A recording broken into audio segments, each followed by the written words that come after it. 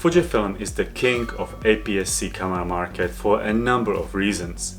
One of them is the abundance of choice when looking for a standard zoom lens.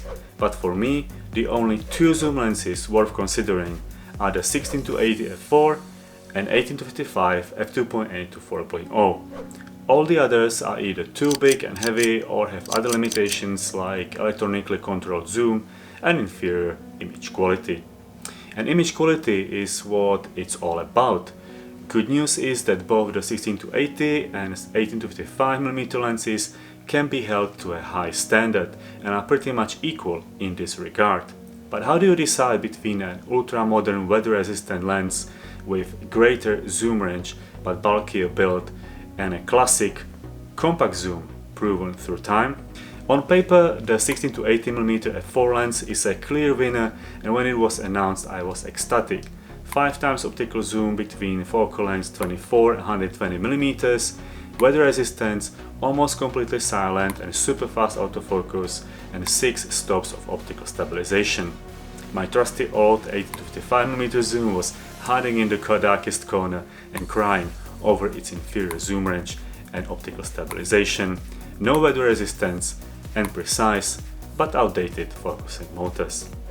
But then I had a second look, and although 130 grams difference in weight doesn't seem like much, it adds up, and you will definitely know about the 16-80 when carrying and handling your camera.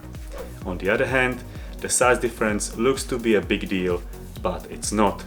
You can still pack your camera with this lens in a small bag, and the lens is easy to use. The slightly larger filter thread diameter is the price we pay for constant aperture at f4. The older sibling 18-55mm zoom does start at f2.8 on the wide end, but ends with f4 at only 85mm equivalent focal length. This is what the 16-80 achieves at 120mm, which proves how far Fujifilm pushed their lens design over the years. Especially when you consider the bigger lens has 6 stops of built-in optical stabilization. That is about double of what the 18-55 can do.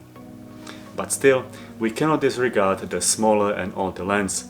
It has not held its position as the best crop sensor kit lens for no reason. The main ones are its compact size and very good optical performance. Two qualities many photographers have come to appreciate over the years, myself included. The 18-55 zoom is also significantly cheaper and right now sells for $350 new on Amazon, which is less than half of what you have to pay for the 16-80mm beast. It may still be worth it though. If you are not a zoom person but want to have one in your lens collection, you will be better off with the 18-55, just because it's easier to carry around and won't cost you as much.